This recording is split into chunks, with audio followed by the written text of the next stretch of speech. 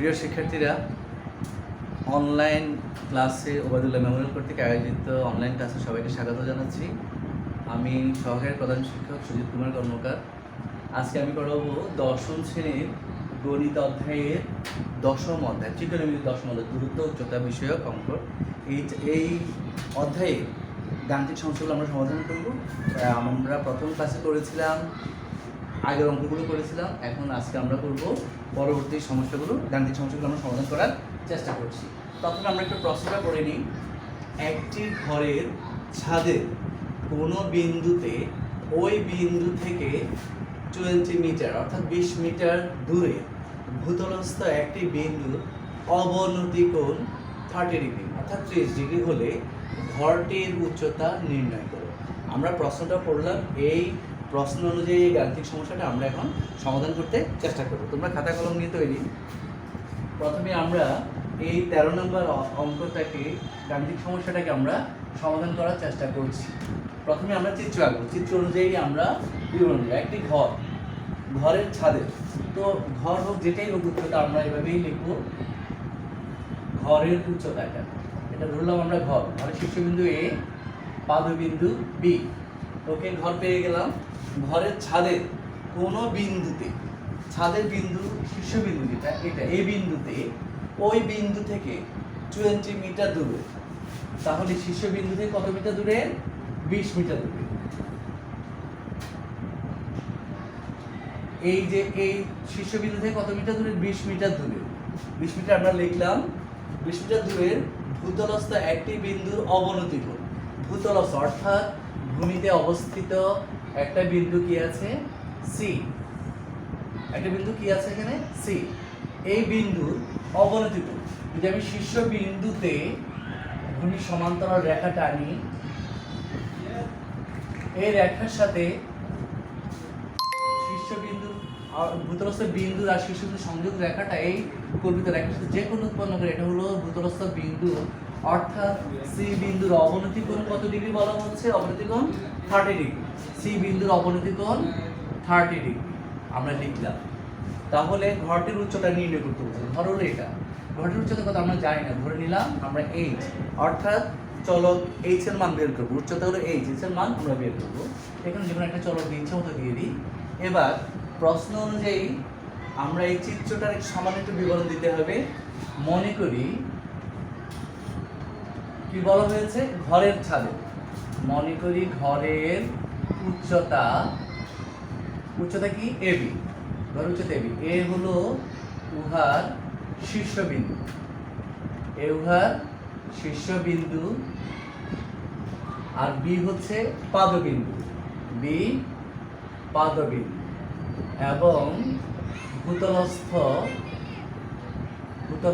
অপর একটা বিন্দু সি, অপর একটি বিন্দু সি। সংক্ষেপে আমরা বিবরণটা দিয়ে ফেললাম। এবার আমাদের যে উপাত্তগুলো দেওয়া আছে, কি কি দেওয়া আছে আমরা দেখি।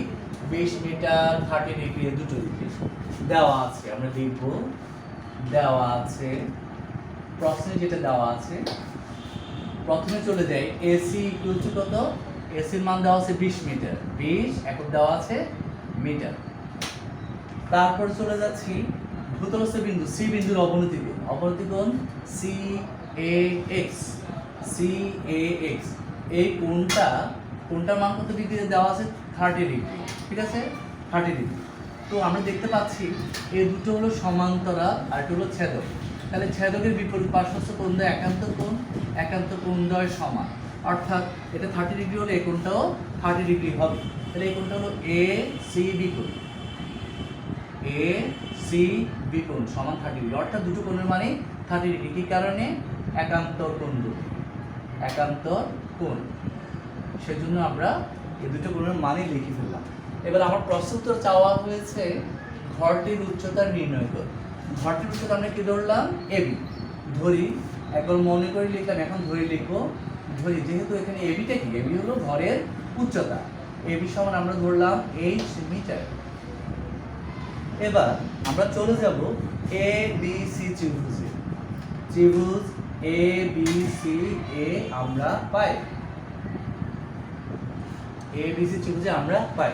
চলে যাই এই ত্রিভুজের আমার এখন কোণটা হলো সিকোণ অর্থাৎ 30 ডিগ্রি যেটা দেওয়া আছে, সেই বিবেচ্য কোণের বিপরীত বাহুটাকে আমরা কি ধরবো? লম্ব। আমি বোঝার জন্য এখন এখানে লিখে দিচ্ছি লম্ব অর্থাৎ বিপরীত বাহু দিতে পারি। এটা লম্ব, এটা ভূমি, বিপরীত বাহুটা হবে লম্ব, তাহলে এটা হবে কি? ভূমি। আর সমকোণের বিপরীত বাহু যেটা সেটা হলো অতিভুজ।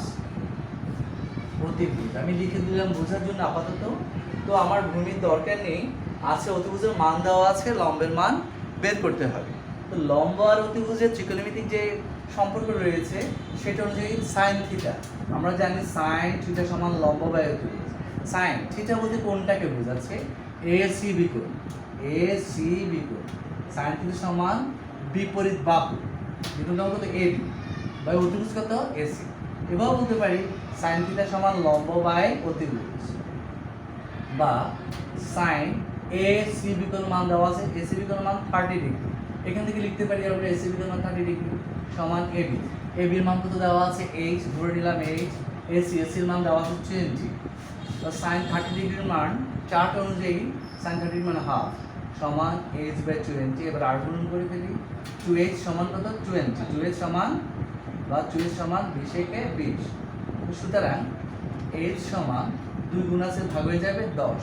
তাহলে আমি আমার চূড়ান্ত উত্তরটা পেয়ে গেলাম। প্রশ্ন চাওয়া হয়েছে ঘরটির উচ্চতা নির্ণয় করে। তো ঘরটির উচ্চতা আমরা কত ধরলাম? এবি।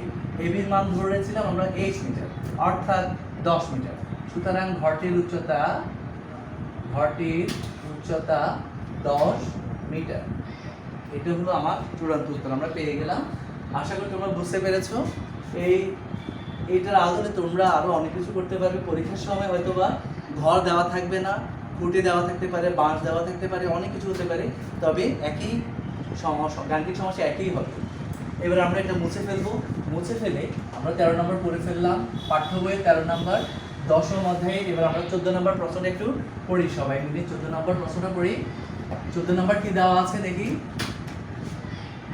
আমরা প্রথমে 14 নম্বর প্রশ্নটা পড়বো।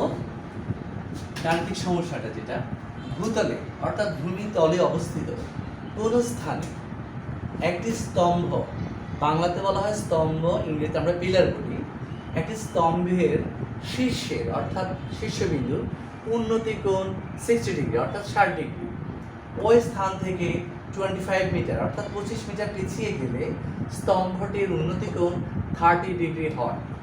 মিনারটির উচ্চতা নির্ণয় করো।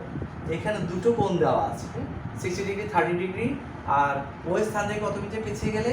25 মিটার পিছিয়ে গেলে স্তম্ভটির উন্নতি কোণ 30 ডিগ্রি হয়। মিনারটির উচ্চতা